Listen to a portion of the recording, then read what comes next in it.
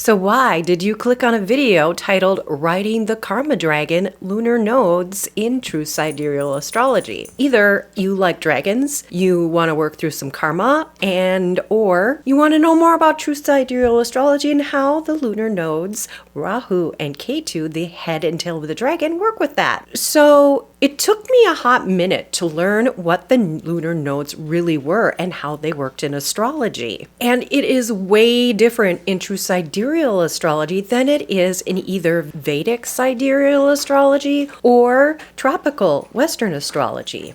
By the end of this video, you will not only know how to identify your dragon in your chart, your nodes, but how you can harness its power by training it. Sound good to you? Because we all have lessons to learn in life, and some of those have the name karma. These are the lessons that repeat and repeat and repeat until we learn how to integrate that lesson into our life, and we don't have to repeat it anymore. That's probably one of the reasons most of us look to astrology in the first place. So to figure some things out about ourselves and to figure out what direction we're really supposed to be going. So all that mystery around Rahu and Ketu, not only can it be understood, but you can harness it to move forward more quickly and with more ease in life. Are you ready to train your dragon and point it towards your true purpose?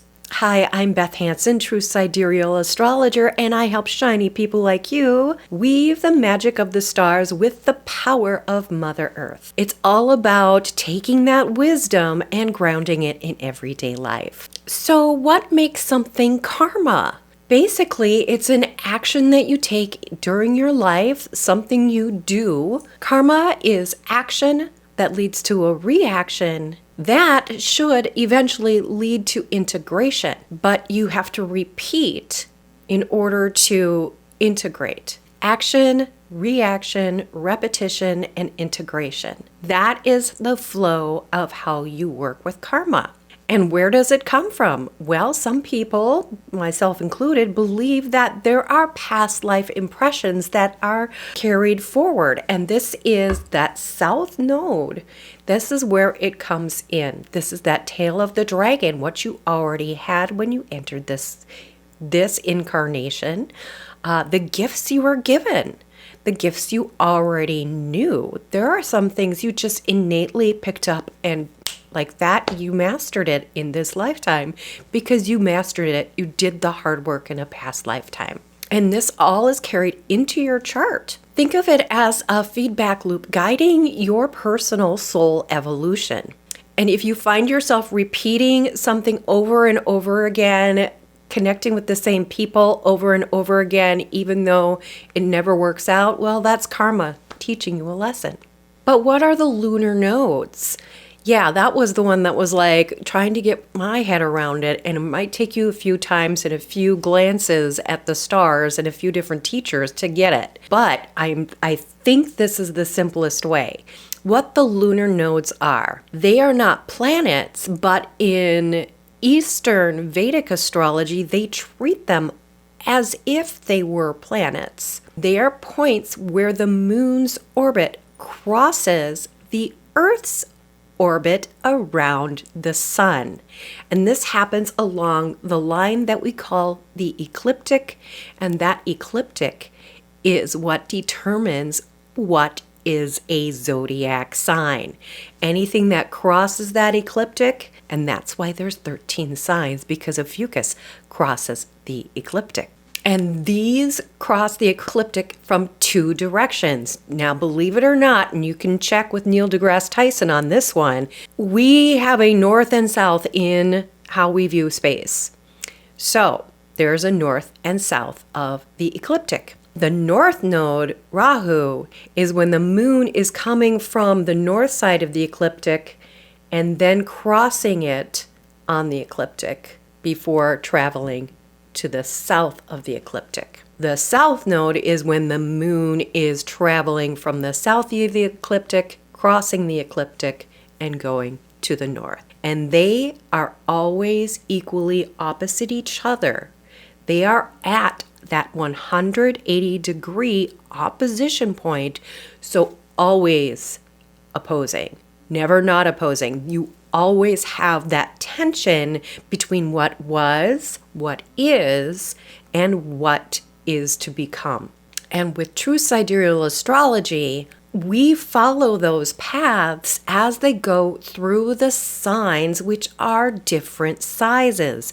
So it's possible that a south node, also known as Ketu, or Cauda Draconis, I like that term. It's Latin and it sounds cool and magical. It's possible, and in fact, it is what we're experiencing right now. The South Node is in Leo and will remain in Leo, even while the North Node, currently in Aquarius, leaves Aquarius and enters Capricorn. It's a very long cycle with the South Node dealing with those types of issues of Leo. What is it you need to let go of with Leo? Oftentimes it's ego. It is performative actions rather than authenticity. That is how we work with that. But then what direction are we going? Now, this is our collective dragon, but we are going to get to your personal dragon. And in order to do that, you're going to want to click a link down below where I have a free chart calculator courtesy of Mastering the Zodiac. And that way you can find out where your North Node and your South Node are. And then the other thing to get while you're down there is your True Sidereal Starter Guide, Unlock the New Zodiac. All right, my friend, let's get into this and introduce you to the dragon in your birth chart. Now, Rahu, also known as the North Node, this is what your soul is hungry for, and this is where you are longing for growth. Your soul is always lights up and is excited and energized when you are on that North Node trajectory.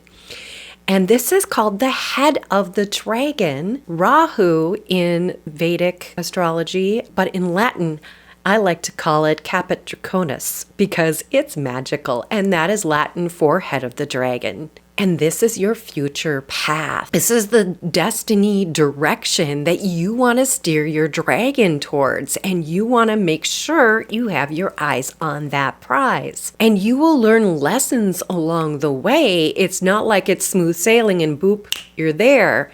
That's not how riding a dragon works. It takes strength, it takes power, it takes training. And these are the qualities that you're going to be growing into throughout your lifetime. And by taking the reins, you will grow further and faster. And it might feel a little bit scary because it can be completely new to you. It does not feel familiar, but it feels like it's full of potential and excitement. So this is the great adventure. Now, Ketu, the South Node, this is your past life habits, your old attachments, and even the ones you build in this life that you might have to leave behind. These are unresolved loops that keep you going in a circle and you never get moving forward. So yes, you have skills that come with this. For me, I'm one of those people with the tail of the dragon in Libra. And in Libra for me is Neptune. So that dreamer, visionary quality, my ability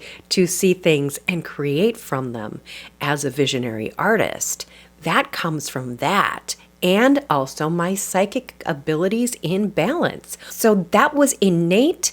And yes, I came into this world psychic. Sorry, that's just how it was. I remember when I could really see auras when I was a kid, but then trauma happened and it went away. So sad now. But this is the tail of the dragon. And in Latin, it's Cauda Draconis. So I love using those terms, but for brevity, we like to use Ketu. And this is your past life gifts and baggage, like I mentioned, and what you've already mastered and what you tend to fall back on. So when moving forward gets really hard or you just need a break and take a rest, this will give you a breather. But if you stay too long in what is the known. Speaking from my own experience, I tend to start getting down. This is where depression can creep in if you're not taking what you already know and bringing it to the table as you move forward. It can bring you down and make you feel very tired rather than energized. So tiredness is part of it too. You may not be somebody who's prone to emotional depression the way I am, but it does feel familiar. And so you always feel safe. But if you stay there forever, it will keep you stuck in this life. And if you believe in reincarnation, then you're going to have to do this all over again in another lifetime. Who wants that? Why do the work twice? Why get her done? This is a get her done kind of thing, training your dragon. So why they matter in True Sidereal? Well, I already went over a lot of that because the nodes are based on the actual constellations and their sizes, how long they're in those things for timing. It is not a click of 18 months and 18 months. That's not how this works at all in True Sidereal Astrology. So when you switch over, that means your understanding of your karma also switches over and switches to what is truly there based on the stars, which is why we love astrology in the first place, because we like things that are shiny and sparkly in the sky, right? And so now you have a whole new karmic story, and you have a whole new purpose. Now, some of them might be somewhat similar depending on how far you're moving from. And, it's probably going to be a bigger shift from tropical than from Vedic astrology, because Vedic does align with the stars somewhat. But if you're coming from tropical astrology, that was complete fiction. This is complete truth. Yeah, it's that big of a difference. It really, really is. And here we're willing to take other ideas and look at them. And that's the only way that you can take the reins of your destiny and learn to harness the power of that dragon, because it is a powerful beast. And the fourth piece of this karmic puzzle that we're putting together is one that I haven't seen anywhere else. It's just what my guardians and guides have been teaching me about how to use this push and pull. And the fact is that your rising sign is your karmic lens. Now, there might be folks who say that as well, so that much is known. But I have my own secret sauce that I will be cluing you into in this video that I've never heard anywhere else. Let's put it that way, other than from my guardians, guides, and from the stars themselves. Your rising sign was the constellation that was rising above the horizon when you were born, being all shiny and sparkly and saying, "Hey, baby." And that's what was happening. And it was saying hello. And your rising sign is how you rise.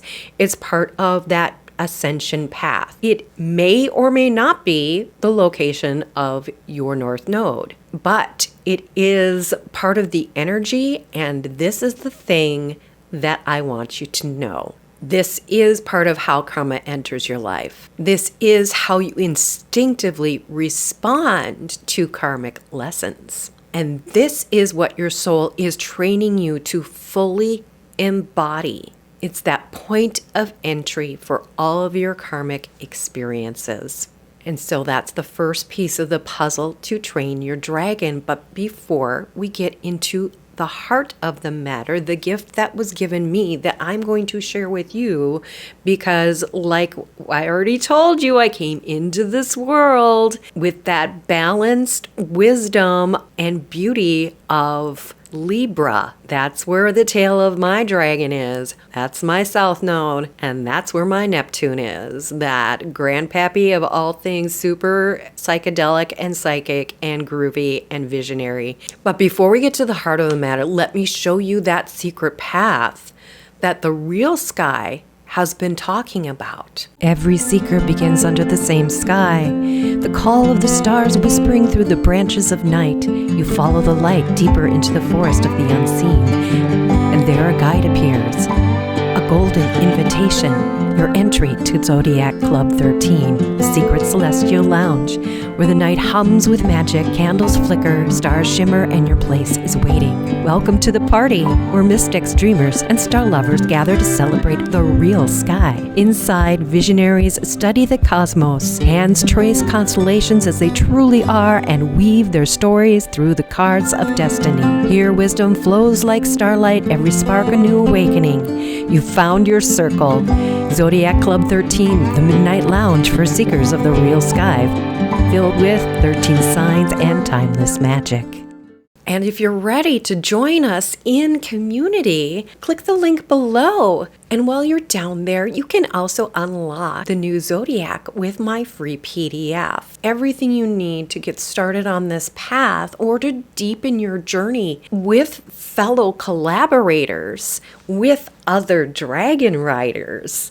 This is the way to do it. So now we're going to look at what are the planetary rulers of each and every sign, because you know what? The planetary ruler, that is at the heart of your dragon and at the heart of your chart, because it means it's your chart ruler. Now, if you do not know the time of your birth, go ahead and use the moon as the placement of your ascendant sign. Use the sign the moon is for that to find your chart ruler. And that should feel good to you. And maybe it is part of your life path to go through this and not have it match up with your rising sign, but have it match up with your moon sign. And allow that to happen, but do your best. So we're going to start with Aries, which is aligned with fire, and that's the element, and its ruler is Mars, both traditionally and modern rulership. And Aries is the initiator. After that, we look at Taurus, and that is an earth sign, and that's the builder constellation, and it's called traditionally ruled by Venus. And for some, they say, you know what? In True Sky Astrology, we honor the earth in and of itself as being the co-ruler of this. Next, we have Gemini. It's an air sign, and it's known as the messenger.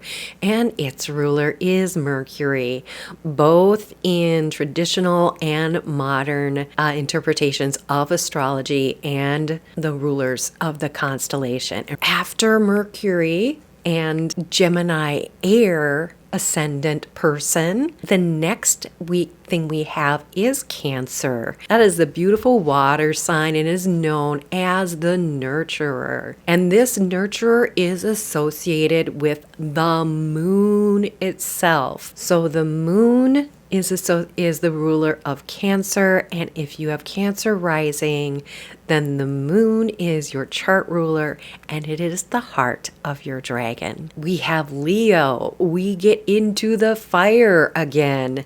This time it's radiant. This is that expressive, very charismatic energy, that fiery energy, and its ruler is the sun, both in the traditional understanding and the modern interpretations, because it shines so bright. So then we look at Virgo. Virgo is an earth energy element. Virgo aligns with the earth element and is the great mother. And I've talked about that in another video. So we won't get into that here other than to say traditionally Virgo has been aligned with Mercury, which is an air. And a lot of the things that they attribute to Virgo are very air oriented, about focusing and perfecting things and having that critical thinking going on. But modern rulership are saying maybe Ceres, which is a dwarf planet and in our solar system, of course, and they see that as the primary ruler with Mercury as a secondary ruler. The one thing I have picked up from Dr. Danny, physician astrologer, is that she thinks Virgo, Earth, what planet do we associate with that earthy, creative life force that is the sprout of all being? And for Virgo, that would be Venus. So pairing Virgo and Venus, the two V's. All right. I can see it. And I can feel it a little bit too. But you do what feels good to you. As this is your chart ruler, so it's at the heart of your chart, it's at the heart of your life, it's affecting the whole chart, and it is at the heart of that dragon, that north and south node. And it's at the heart that you decide, am I going to move forward today, or am I going to take a rest in the past, but not be bogged down in it, because you can always return to the heart. You can stay in that heart zone as well. So the other piece of the puzzle that we have is Libra, and Libra is associated traditionally with Venus as the chart ruler, but Libra is an air energy, and it's called the harmonizer. So I think of the vibrations of voice when I think of harmonies or music, because there's harmonies in music, right? And so that is still very air-oriented. It's not earth-oriented. But Dr. Danny says this is the other thing. We just switch the two. And we say, ooh, Libra, that's a Mercury thing. That's a messenger thing. We give messages harmonically to each other. So while the modern ruler for Libra is Venus, Mercury might be a contender. We will see, won't we? Then we have Scorpio, water, the alchemist. Traditionally, Mars is its ruler. And what the heck? Well, Scorpio is the hard lesson. It's a scorpion. Ouch. It's got armor. So Mars, god of war, Mars is a traditional ruler for that. But this is where we get into the newer astronomy and how astrologers have adopted what's been found in the outer parts of our galaxy. Those three outer planets, including that dwarf planet, Pluto, okay? So, and that's why we have Pluto as the one, because that is at the outer edge of the galaxy, defending it from all comers. And it is way out there. And many true sky astrologers do honor both, because there is that more temperamental, fiery energy found in Scorpio.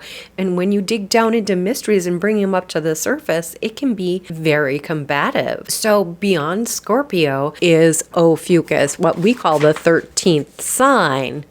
But on the ecliptic, it follows Scorpio. So Ophiuchus, its element is spirit or ether, and it is called the serpent bearer. Remember, we're working with a dragon here. Pretty powerful connection. If you've got one of the nodes in the serpent bearer, you are smashing through Kundalini like nobody's business, and your karma, it is epic work happening here, and beautiful and graceful and full of joy on either end. There's a joyfulness to Ophiuchus. Yes, it is the serpent bearer, the fifth element, and excluded from traditional astrology, including Vedic astrology. Its modern ruler, many say it's Chiron. Some say that Pluto or Jupiter would be a good one. Pluto, because that would be Ophiuchus and Scorpio sharing space on the ecliptic. So that works as well. Jupiter, because once you come out from the very edge of Ophiuchus, you have reached that enlightenment stage. You have ascended, and you are ready to bring things back to the world. And that's why Sagittarius, fire, it's known as the seeker, and its ruler is Jupiter. So that big, expansive energy brings luck. It's known as the millionaire planet, where things are possible. It's all about possibilities and expanding your horizon. And to have that at the heart of your chart is a pretty powerful thing, if I say so myself, because I have Sagittarius rising. So there it is. That's my experience. to the table. And next we have Capricorn, and this is another earth sign, and this guy's the architect, and he's aligned with Saturn. Saturn is known to deal with karma. He does the hard lessons. He is the taskmaster, that tough teacher that you had in school who wouldn't take excuses and wanted you to put in the work and do your worksheets and prove your answers.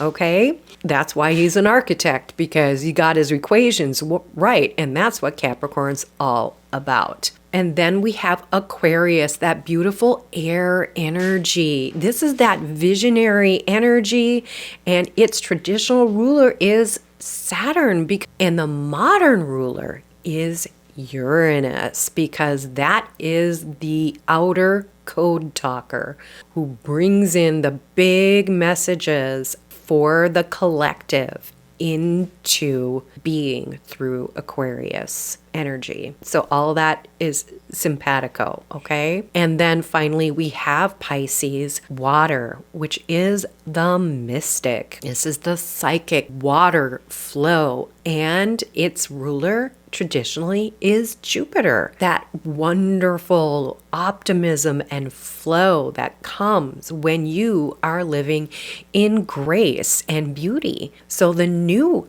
modern ruler for it is Neptune, the dreamer.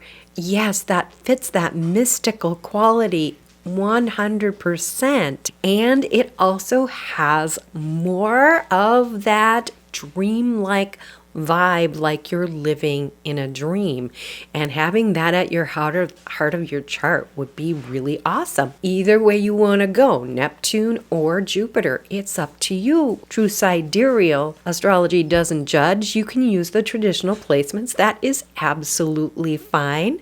And here's the piece of what I learned from working with True Sidereal Astrology and the gods, guardians, guides, and intuition, and what I learned through Gnosis, and I'm sharing with you, and hopefully you find it useful, is that the chart ruler is the heart of the dragon. And I've been mentioning that as we've been going over the different rulerships.